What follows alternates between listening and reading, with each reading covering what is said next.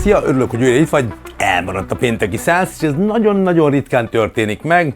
Erről majd fogok beszélni, de gyorsan elmondom neked, hogy mégis akkor mivel készültünk erre a hétfőre. Neked, Orbánnal. Szóval az a helyzet, hogy érdemes végigmenni azon, hogy mi is történt Moszkvában, meg általában Orbán Viktor ezen a hétvégén, mert én azt hiszem, hogy elég súlyos következtetésekre juthatunk. Az biztos, hogy a nyilvánosságban úgy tűnik, mintha semmi nem történt volna Moszkvában, pedig igazából történt. Orbán Viktor bizniszelni ment, üzletelni.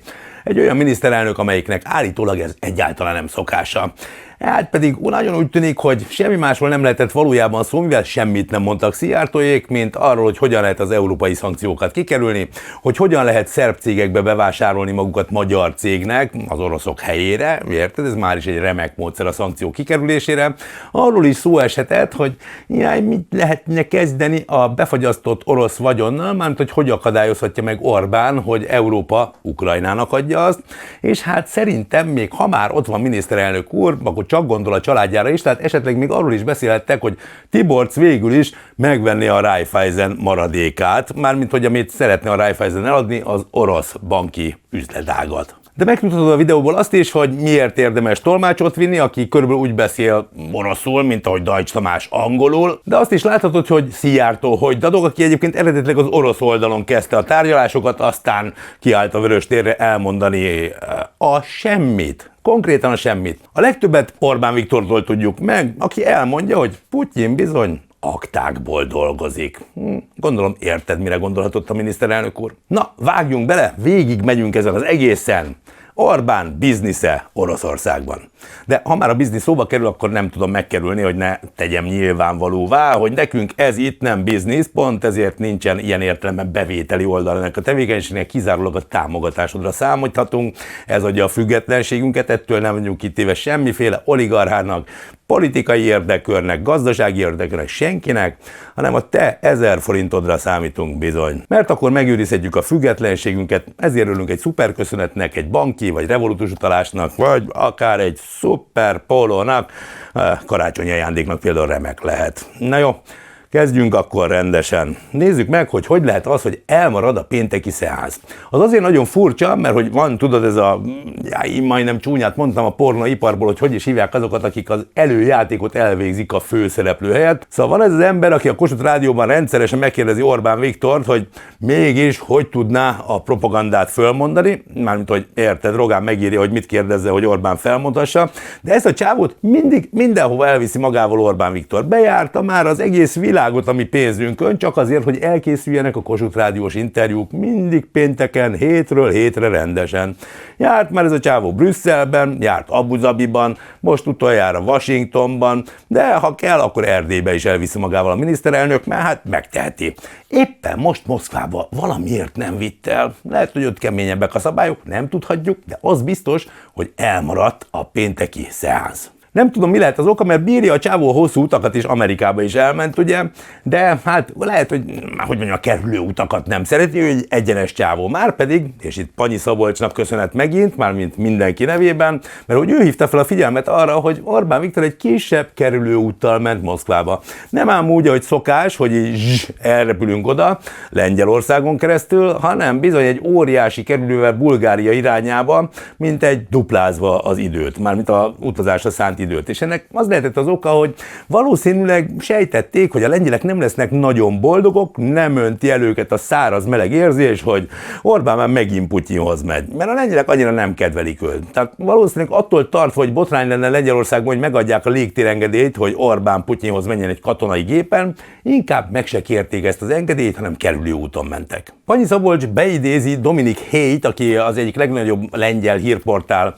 újságírója, akinek olyan információi vannak, hogy az Orbánék bizony egyáltalán nem kértek engedélyt, tehát innentől kimondható az, hogy Orbán hazudott, amikor azt mondta, hogy a háború miatt nem mennek egyenesen Moszkvában, hanem kerülőúton kell mennie. Valójában ők választották ezt, mert még csak meg se kérték az engedélyt. Tehát nem kapták meg, nem bonyolultabb volt az út, hanem ők ezt választották. Ennek lehet egy olyan oka, hogy ugye a lengyel elnök jött volna Orbán Viktorhoz, és már azért mondom ezt feltételes módban, mert azóta ő lemondta, ezt majd a végén elmesélem, de a lényeg, hogy sejtették, hogy ebből botrány lesz. És lett is persze nem csak Lengyelországban, hanem nemzetközi botrány belőle. Az összes szövetségesünk tulajdonképpen szóvá tette, finom szót használtam, hogy lehet az, hogy Orbán Viktor titokban megy az ellenséghez tárgyalni. Ez nem annyira szokás, hogy a saját szövetségeseivel nem egyeztet, hogy egy NATO tagállamként a NATO-val nem egyeztet arról, hogy megy egyébként Putyinhoz. Ennek valami oka lehet, hogy titkolták az utolsó pillanatig ezt az információt. Magyarországon Panyi Szabolcs hozta nyilvánosságra, tőle tudjuk azt, hogy elindult Orbán. Orbánék semmit nem kommunikáltak erről, lehet, hogy ez volt a cél azzal is, hogy Lengyelországot meg se kérdezték, hogy ne menjen erről hír. Az azért minimum furcsa, nem, hogy egy ország nem értesíti a saját szövetségeseit, amikor megy az ellenséghez tárgyalni. Tudom, hogy Orbánnak nem ellenség Putyin, valami más lehet ott a viszonyrendszer, de Európa azért megint csak nincsen annyira elalélva attól, hogy Putyin néha drónokat küld be, néha dezinformációs hadjáratokkal bombázza az európaiakat, néha konkrétan hogy mondják ezt, amikor olyan cselekményeket követnek, ez szabotázs akció, ezt a szót kerestem, be ne írt kommentbe, írjál mást. Szóval szabotázs akciókat végeznek Európa szerte, most már gyulladnak ki raktárak, üzemek, felrobbannak vasúti vezetékek, meg ilyen hasonlók, és ez mind-mind az oroszokhoz köthető. És Orbán Viktor nem egyeztet senkivel, hogy megy a nagy szabotőrhöz. És tudod miért nem? Hát Szijjártó Peti elmondta, itt most kicsit előre szaladok, elmondta Vöröstéren. Így foglalta össze ez a helyes fiú. Magyarország egy szuverén ország. Magyarországnak szuverén külpolitikája van. Egy olyan külpolitika, amely a nemzeti érdekből indul ki, egy olyan külpolitika, amelyben a döntések a nemzeti érdek mentén születnek meg. Hát arra azért felhívom a figyelmedet, hogy amikor valaki a szövetségeseivel partneri viszonyt tart fenn, az bizony nem a szuverenitás feladása, hanem az együttműködés. Amikor ezt nem teszi meg, az viszont az árulás. Tulajdonképpen Magyarország kormánya elárulja a saját szövetségeseit, amikor ellenük dolgozik, amikor ellenük politizál, amikor mindig minden eszközzel keresztbe tesz a közös európai akaratnak. Ez nem arról szól, hogy a szuverenitásunkat megőrizzük, hanem az, hogy Putyin szolgájává, csicskájává tette az egész kormányt Orbán Viktor, az egész országot. Nem hiszem, hogy mindenkit, mert téged meg engem szerintem nem, legalábbis bízom benne, hogy te is ezen az állásponton vagy, de hát a Szijjártót, meg azt a Sleppet, vagy kik ezek már, akik mennek vele, azokat tuti, hogy igen. Na de kanyarodjunk vissza, hogy tehát itt maradt a Törőcsik nevű propagandista, nem tudta fölmondani a kérdéseket, vagy a válaszok, érted, a kérdések formájába öntött válaszokat, amire reflektált a miniszterelnök úr, úgyhogy maradt az, hogy meghallgatjuk, hogy mit mondott Orbánnak Putyin, meg Putyinnak Orbán. Hát, vagyis meghallgatnánk, mert ha nincs a telex, akkor mi ezt soha nem tudjuk meg, hogy valójában miket mondott. Majd kiderült, hogy elvittek egy tolmácsot magukkal, aki, hát én nem tudom, hogy jól beszél oroszul vagy nem, hogy direkt csinálta vagy nem, 1000 teória van arról, írd le a sajátodat kommentbe, hogy te mit gondolsz, hogy egyébként ő direkt csinálta ezt, hogy egy büdös szót nem sikerült eltalálnia, vagy valami véletlen volt, és Mencer Tamásnak lett igaza, aki azt mondja, hogy hát rossz napja volt, a hölgy az egyik legjobb a szakmában. Halkan itt egy zárójelben megkérdezném, hogy ha ő a legjobb a szakmában, milyen a többi? És azt is azért oda tenném kis kitételként, hogy azok közül a legjobb, aki hajlandó a Fidesznek dolgozni. Tehát, hogy ezt így tegyük most akkor egy zárójelen túl, Mencernek minden esetre minden rendben van ezzel, kíváncsi lennék, hogyha ilyen félrefordításokkal működnek, akkor vajon hogy állapodnak meg ezekben az üzleti dolgokban? Na mindegy, ezt is most lapozzuk. De a lényeg, hogy kivittek egy olyan tolmácsot, aki hát olyan félrefordításokat csinált, ami elképzelhetetlen szerintem legalábbis, normális esetben. Úgy tűnik, hogy ez nem egy normális eset. Мы хорошо знаем, что в нашей истории были разные периоды. Tulajdonképpen fokozatosan mennek előre. Но сегодня они основаны на самом лучшем из того, что было в наших отношениях, и на прагматизме, на прагматичном подходе к развитию двусторонних связей. Annak ellenére, hogy nehéz helyzet áll elő, és ennek ellenére mi megtartjuk a baráti viszonyokat és kapcsolatokat. Hát ez csak az egyik példa volt, hogy miket fordított félre, remélem láttad a feliratból, egészen szürreális, tehát hogy ilyeneket, de mondott ennél sokkal súlyosabbakat is, tehát úgy tűnik, hogy az egész beszélgetés az teljesen tévvágányon zajlott. Nézeteink nemzetközi ügyekben nem feltétlenül esnek egybe, mondta Putyin. Mit mond erre a tolmács? Az együttműködésünk nemzeti szinten is jól működik. Hát azért ez pont az ellenkezőt jelenti. Szerintem, hogyha egy ilyen embert visznek el tolmácsolni, akkor hát tényleg lehet, hogy az, hogy elhiszik, hogy olcsó az orosz olaj, mert ő azt mondta, vagy éppen az, hogy nem támadja meg Ukrajnát Oroszország, és közben lehet, hogy Putyin azt mondta még 2022. februárjában Orbánnak, hogy de megtámadjuk. Bármi előfordulhat. Szerintem most már érdemes lenne lecserélni ezt a hölgyet mondjuk Deutsch Tamásra, és akkor legalább minden nyelven tudnának beszélni, hogy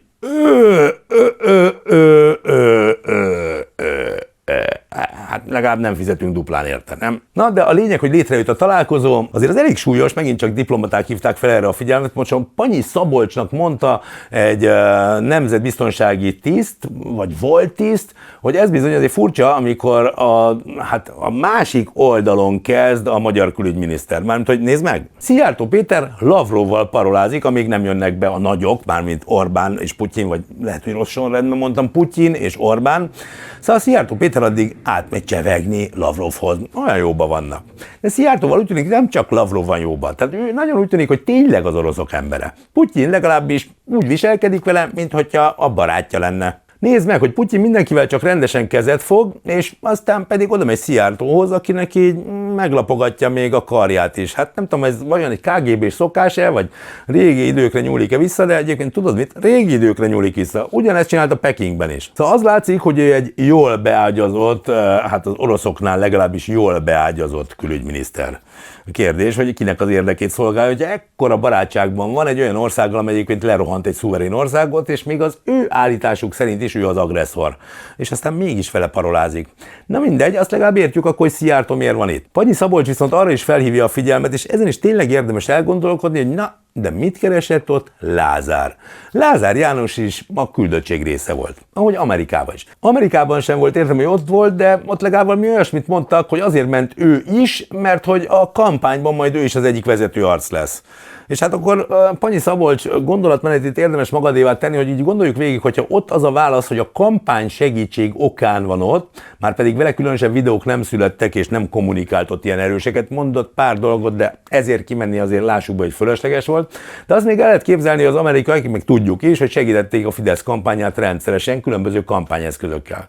Na de akkor most is ez az oka, hogy kiment Moszkvába. Azok is segítik a Fidesz kampányát? A saját eszköztárukkal? Ez azért már egy erős gondolatmenet, nem? Na, erről beszél Panyi is, hogy reméli, hogy ezt előbb-utóbb kiderítik mások, újságírók. De ha ezt most félretesszük, mert próbáljuk meg nem elhinni, hogy a szuverén magyar miniszterelnök már mindenkivel végezteti a kampányát, az oroszoktól az amerikaiakon mindenkivel, még Xi Jinpinghez ki kéne menni esetleg, hogy a kínaiak is szálljanak be egy kis TikTok rátolással. Lehet persze, hogy ez már rég megvolt, elnézést kérek, akkor nem akarok plusz feladatot adni Szijjártó Péternek. De hogy ezt most félretesszük, akkor Lázár jelenléte azért egy olyat is uggalhat, hogy valami biznisz készül itt, amiről én is beszéltem az elején, hogy igazából, mivel Szijjártó Péter semmit, de semmit nem jelentett be a Vöröstéren, ezért előfordulhat, hogy ténylegesen kizárólag bizniszelni mentek. Persze bizniszelni több irányba lehet, de speciál arról szóltak a hírek, hogy energetikai megállapodásokat fognak kötni, jelentsen ez bármit is, de éppen annak a területnek a képviselői, már magyarországi képviselői nem voltak jelen, ők nem mentek a delegációval. Olyanok, mint Lantos Csaba, vagy Nagy Márton gazdasági miniszter. Szóval így azért már felmerül a kérdés, hogy akkor hogy is beszéltek erről. Na de visszakanyarodva a Lázárhoz, hogy akkor ő miért lehetett ott, ha reméljük nem a kampányeszközökért ment, akkor pedig valamilyen olyan biznisz készülhet, amiről még nem tudunk. Tehát valami olyan beruházás, valami olyan építkezés, valami olyan nem tudni mi, amit nem tudni mi, mert nem mondják el. De nem Paks, az biztos, mert hogy az nem Lázárhoz tartozik, pedig arról állítólag beszéltek, hanem valami más. Hát majd egyszer talán megtudjuk. És persze van még mindig variációs lehetőség, mert lehet, hogy Lázár egyszerűen építettetik ő maga. Tehát nem ő épített most valamit, hanem őt építi Orbán. Ahogy annak idején Szijjártót is, hogy cipelte magát mindenhova, és úgy mutatta be, mint a leendő külügyminiszter. Hát lehet, hogy Lázár lesz a következő Orbán. A következő ki? Mert hogy mindenhova viszi magával, amikor ő igazából most itt, hát ki ez a Lázár? Hát építésügyi, ezért kéne kimennie Amerikába, meg aztán Putyinhoz bemutatkozni. Nagyon gyanús ez a fiú, mert az összes, aki ott volt. Na, hát ha már bementek, akkor onnan viszont ki is jönnek, és hát ekkor kiállt Szijjártó Péter a Vöröstérre, hova máshova, fagyoskodott picit, és iszonyú hosszan elmagyarázta, hogy miről tárgyaltak. Nem. Mármint, hogy nem hosszan, és nem magyarázta el, mert igazából olyanokat mondott, hogy leesik mindenkinek az álla. Képzeld el, ne is képzeld el, hallgassd meg. Hosszú tárgyalás volt, 3,5 óra, és 3 dolgot szeretnék most mondani önöknek erről. Az első, hogy amiért jöttünk, az megvan. Azért jöttünk, hogy garantáljuk Magyarország energia ellátásának biztonságát, és örömmel mondhatom önöknek, hogy ez rendben van. Az orosz elnök biztosította Orbán Viktor miniszterelnököt arról, hogy Oroszország teljesíti a szerződéses kötelezettségeit, mind a földgáz, mind a kőolaj szállítások tekintetében a megállapodott mennyiségek, a megállapodott menetrendben megérkeznek Magyarországra, mind a barátság kőolajvezeték, mind a török áramlat földgáz vezeték működése probléma nélküli, így a Magyarország energiaellátásának biztonságához és a rezsicsökkentés eredményeinek megvédéséhez szükséges mennyiségű kőolaj és földgáz időben érkezik Magyarországra. Hát ne, tényleg megvan, amiért jöttek. És képzeld el, Magyarország energia biztonsága biztosított. Ezért utaztak ki. Ezért tárgyalt Orbán Viktor és Vladimir Putyin 3,5 órát. Hogy megtudjuk azt, amiről eddig is úgy tudtuk, hogy így van. Hát eddig is azt mondták, hogy jön az orosz olaj, tök olcsó, hosszú távú szerződések garantálják azt, hogy ez mindig is így lesz már, amíg világ a világ. Miért kellett ezért kimenni? Volt benne valami kétség, hogy ez így marad? Tárgyaltak még persze Paksról, meg képzeld el még a háborúról is, meg az előbb beidézett szuverenitást is elmondta a Szijjártó, hogy hát itt miért támadnak minket, de ezen kívül semmi nem történt. Hát én ezt nem hiszem el. Nekem azért van pár tippem, hogy mi is történt itt valójában, és mondom, ez kizárólag az üzletelés, a biznisz lehetett, ami az Orbán család számára fontos, család szűk és tág értelemben is, hogyha azt nézzük, hogy a Fidesz és annak politikusai pedig a, ideológiai családja Orbánnak. Szóval tényleg el tudom képzelni, hogy bizony itt megkapta ő kőkeményen a feladatokat. Legalább 4 dolog van, ami eszembe jutott, hogy mi történhetett itt. Ezek nem lesznek olyan nagy újdonságok, csak össze kell rakni és gondolkodni picit.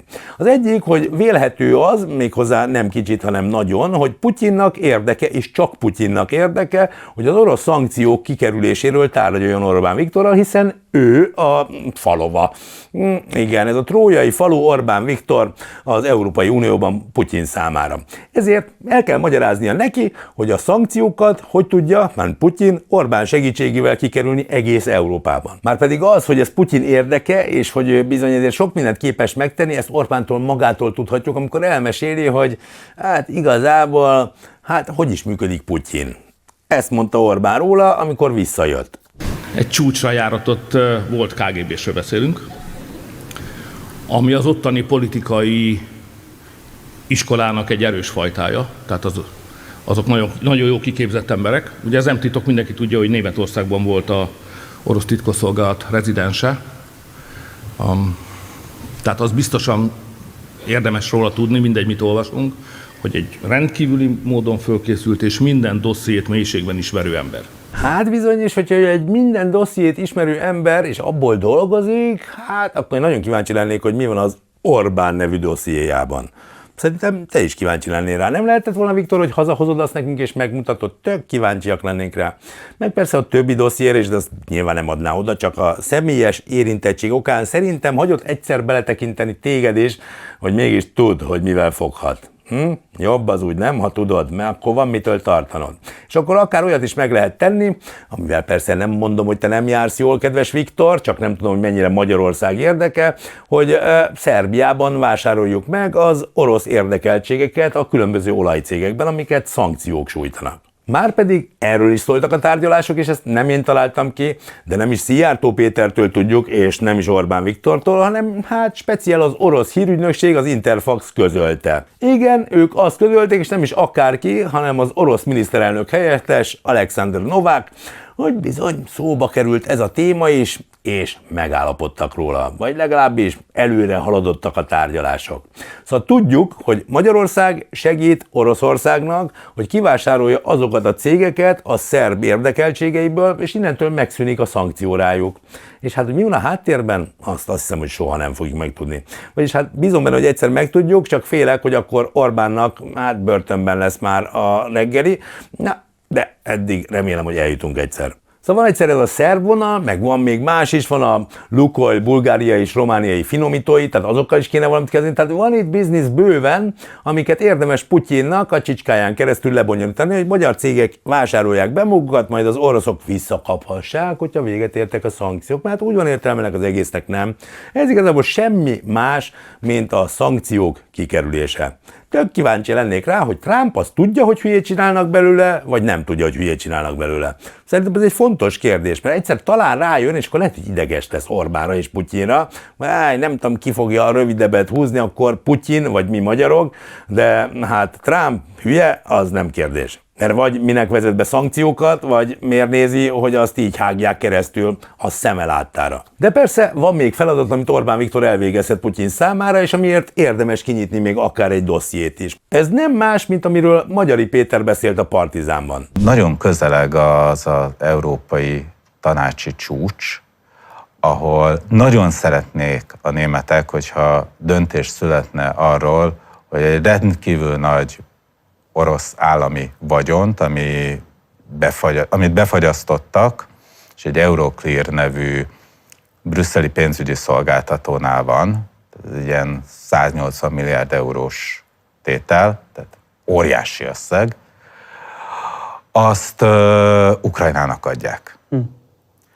És ezt a német kancellár nagyon szeretné, mert így lehetne finanszírozni a következő években Ukrajnát, akkor is, hogyha az USA kiszállt a finanszírozásból, és úgy, hogy ez az európaiaknak ne kerüljön konkrétan pénzükbe. És itt, hogy megszülessen ez a döntés, ennek az egyik nagy akadálya egyébként Orbán Viktor, aki rendszeresen azt mondja, hogy ő ezt nem akarja. Hát bizony, Orbán ezt nem nagyon akarja. Neki addig jó, amíg ez a 180 milliárd euró, ez valahogy Putyinnál van, vagy legalábbis az ő felségterületén, vagy hát legalábbis úgy tűnik, hogy az a feladat, hogy ezt ő segítsen megakadályozni, mármint hogy Ukrajna megkapja ezt az összeget. Hát az azért elég könnyű lenne, ugye, akkor mit mondana Orbán, hogy nem mi finanszírozzuk a háborút, hogy nem Európa, hanem az agresszor, az oroszok. Hát az milyen hülyén néz neki mi, hogy egy kicsit igazságosabb lett a világ. Az neki nem tetszene, mert akkor nem úszíthatna tovább háborúval, vagy hogy lenne. Mert hogy Orbán azt is elmondta bizony, hogy háború, az most már itt van. És hogyha a háború kiterjed, az be fogja nyelni Kárpátalját, a mieinkkel együtt. Aztán nem áll meg a határnál, mert a határ a két ország között közigazgatási vonal, az nem egy fizikai akadály. És a jóisten tudja, hogy utána mi fog történni. Én egyetértek azokkal, akik azt mondják, hogy nem logikus azt gondolni, hogy az oroszok meg fogják támadni Európát, hiszen minden szempontból erősebbek vagyunk. De ettől még a katonai cselekmények bizonyos következményei érzékelhetőek lesznek. Hoppá, fölkaptad a fejed, mi, hogy most megint háborús veszély van, amikor nincs veszély, amikor veszélyhelyzet van, de nincsen semmi félnivalónk. Hát innen 1000 millió köszönet, és tartsd meg azt a jó szokásod, és hadd csinálják reklámot, vagy nem tudom, hogy haragszel, hogy átveszem tulajdonképpen egy az egyben a videódat, kedves Reddit, 8088 777. Látod, megtanultam a neved, mert imádlak, de tényleg, hogy ilyen összevágásokat berak valaki a Redditre, szerelmes lettem, de ezt be kell, hogy mutassam neked is, és köszönet és hála ennek a felhasználónak, rendszeresen csinál hasonlókat, én pedig rendszeresen használom, és hát remélem, hogy mind a kettőnk számára jó ez az együttműködés, de nézd meg ezt, hogy Orbán hányszor változtatta meg azt, hogy van-e háború, nincs-e háború, van-e veszély ebből, nincs veszély, stb.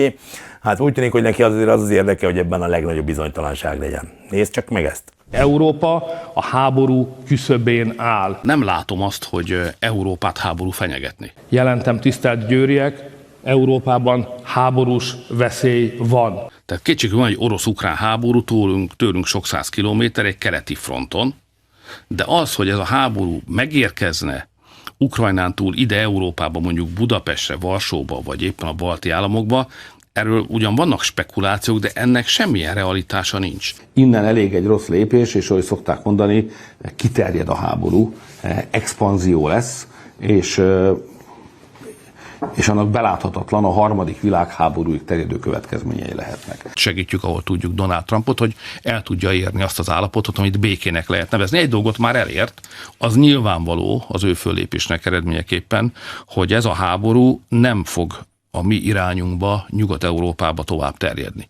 Tehát elszigetelni ezt a konfliktust, ez szerintem már sikerült az amerikai elnöknek. Tehát a háború kiterjedésének kockázata nyugat-európai államok háborús vezetői miatt napi közelség. A háborúnak vége van, 2025 lesz a béke első éve.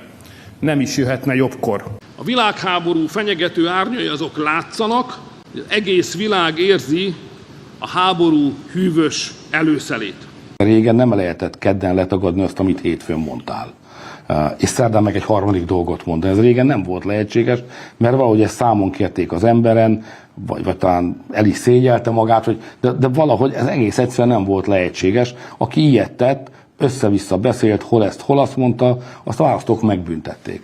Na hát most igazodj ki Orbán Viktoron, kedves Fidesz szavazó. Szerinted kell férnünk a háborútól, vagy nem kell? Szerinted megvéd tőle Orbán Viktor, vagy nem véd meg? Na hát szerintem ez az, ami Orbánnak hasznos lehet még a Putyin-féle utasításokból, hogy maradjon fönt ez a bizonytalanság, ez a pszichózis, és ahhoz bizony nem jó, hogyha az ukránok túlságosan jól vannak ellátva fegyverrel, pénzzel, anyagiakkal, legyen folyamatosan inkább ez a stabil háború. Ebben érdekelt Orbán Viktor teljesen egyértelműen. Na meg persze a pénzben, és hát ugye, ha már bizniszelni megy az ember Moszkvába, akkor miért ne tolná előtérbe a kedves vejét, Tiborcs Istvánt? Mert ne felejtsd el, hogy amikor kimentek Washingtonba, ez a kisebb delegáció azzal a 190 fővel, mert hogy spóroljunk a közpénzzel, szóval hogy a Der Standard beszámolója szerint Orbán Viktor akkor is, miután megvacsisztak Donald Trumpal, akkor azért szóba hozta a veje ügyét, amihez kell az amerikaiak hozzájárulása is, de az oroszoké is. Mégpedig az, hogy van az osztrák Raiffeisen bank, aminek beragadt Oroszországban egy kisebb fajta bankja, mármint amit úgy hívnak, hogy Raiffeisen. Csak az orosz érdekeltségekkel ugye nem tud mit kezdeni, mert a szankciók sújtják, és hát el kéne, hogy adja valakinek. És hát úgy tűnik, hogy képzeld el, találtak rá egy vevőt, nem mást, mint a magyar miniszterelnök vejét, Tiborcs Istvánt.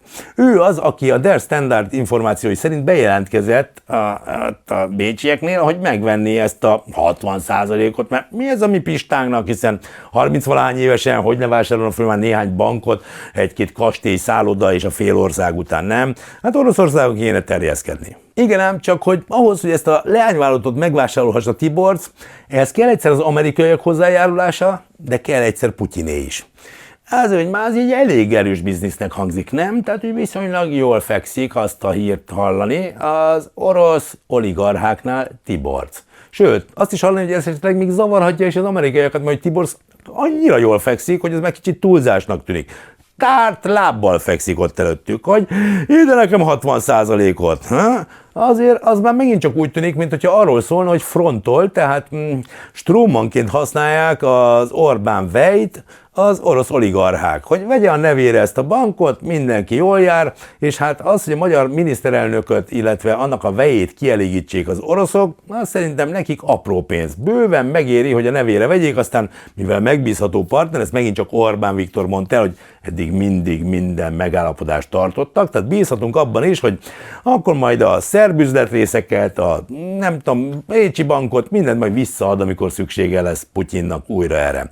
Különben tudod, megint kinyílik a dosszié. Szóval ez a 4 dolog, hogyha így belegondolsz, ez bőven elég lehet ahhoz, hogy kimondhassuk, hogy Orbán tényleg üzletelni ment. Az a miniszterelnök, aki magáról azt állítja, hogy ő üzlettel soha nem foglalkozik, hát úgy tűnik, hogy itt kizárólag azt tette.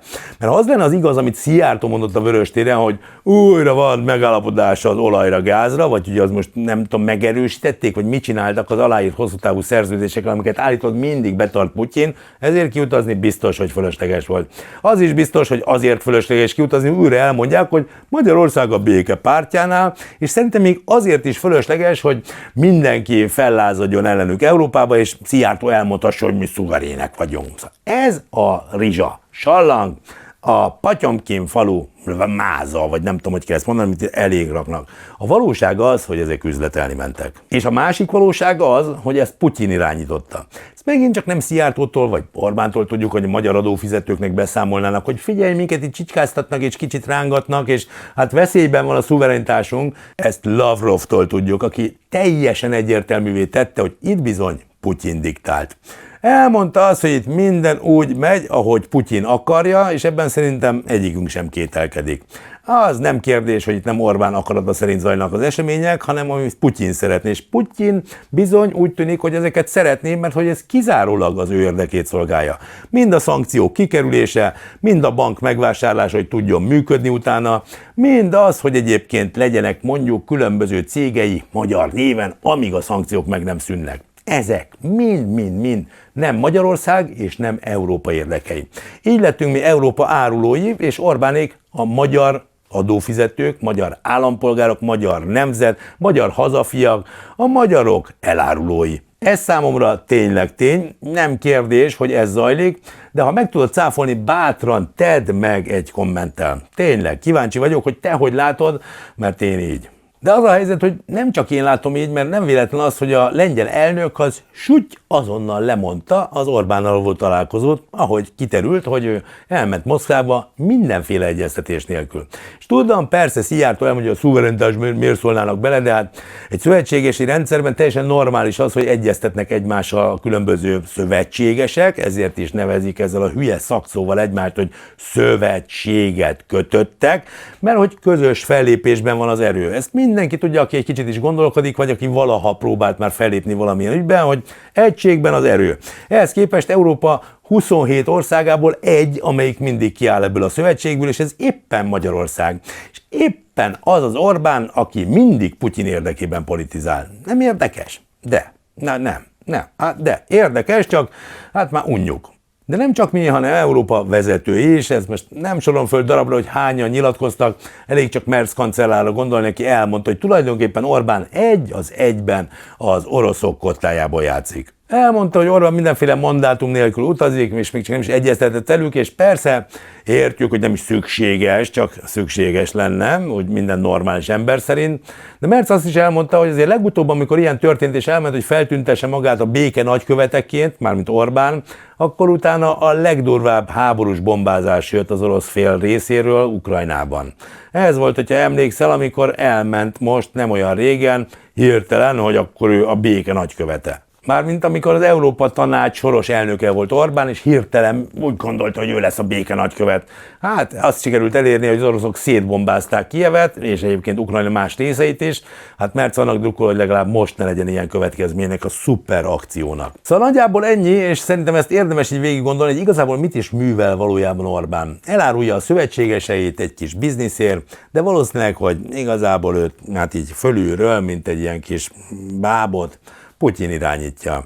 Magyarországgal semmit nem foglalkozott a hétvégén, semmi olyat nem tett, ami Magyarországnak valóban érdeke lenne, valóban haszna származna belőle, kizárólag Putyinnak politizált az elmúlt hétvégén. Ehhez képest, elment még Nyíregyházára, elmondani, hogy háború lesz, meg aztán majd de jön a Tisza adó, meg a kutyák adója, meg a nem tudom mi. Ehhez képest a Tisza itt volt Magyarországon végig, közfelkiáltással megválasztották a nyíregyházi jelölteket, és hát én azt látom, hogy legalább az embereket foglalkoztató kérdésekről beszél, és lehet vitatkozni, hogy melyik, hogy mi, merre, miért tetszik jobban vagy kevésbé, de legalább velünk foglalkozik. Szemben Orbánnal, aki velünk egy fikarcit sem. Minket csak riogat kicsiben és nagyban, háborútól, ha valaki jelölt lesz, azt rúgják ki azonnal az állásából. Érted? Ez a demokrácia felfogás, hogy valaki elmegy tiszás jelöltnek, mint ahogy az állatkert igazgatója Nyíregyházáról, akkor azonnal kiadnak egy közleményt, hogy mondjon le. Mert hajlandó tenni az országért. Hát ezért azért talán nem mondjon le. Szóval ez szerintem egyébként szimbolikusan is mutatja, hogy mi a különbség a két versengő párt között. Az egyik az keletre akarja vinni az országot, tulajdonképpen szolgaként, és hát ezt élhetjük meg, amit Orbán személyesen, majd megélhetjük egy egész országként. A másik pedig arról beszél, hogy Európában van a helyünk, és európai módon kellene politizálni, tehát például bevonni az embereket, úgynevezett transzparenciát képviselni, és mondjuk szavazással megválasztani jelölteket. Nem egyesével, hogy Orbán teszi, hogy rámutat, ő egy személyben, hogy ki lehet az és ki nem, és a többi az mehet. És hát nem véletlen az sem, hogy ők egy zárt, mert a Fidesz egy zárt sportcsarnokban kell, hogy válogatott közönség előtt belépővel, regisztrációval beszéljen az emberekkel. A másik meg elmegy a Tiszapárt Magyar Péter, és kiáll a nyilvánosság elé egy szabad téren, ahova bárki oda mehet. Szerintem ez szimbolikusan is nagyon-nagyon leírja, hogy mi az, amiben Orbán viszi az országot, és mi az, ami másképp lehetne. Úgyhogy én azt mondom, hogy erre mindenképp figyelj, de ma azért alapvetően nem erről beszéltem, hanem a bizniszről, amit majd nyomon fogunk követni ezentúl is. Remélem, hogy közösen, mert hogy én holnap itt leszek, azt tuti, remélem, hogy te is, mert számítok rád, és ahogy mondtam, a legnagyobb támogatás mégiscsak az, hogyha feliratkozol, mert attól terjednek a videók, és mindennél fontosabb számomra és Gergő számára, hogy terjedjenek a videók, mert azért készítjük. Tehát kérlek, tedd meg, hogyha ott abba a több százezerbe tartozol, aki még nem iratkozott föl, csak rendszeresen itt van és nézi az adásokat, kérlek, tedd meg, mert annyira jó érzés, de tényleg. Meg hogyha van kedved egy csatornataggá válni, az még egy picit támogatással is jár, akkor aztán hihetetlenül hálásak leszünk. De persze nem kell, hogy hálásak legyünk, úgy is csináljuk a videókat. Holnap is, várlak akkor is. Szia!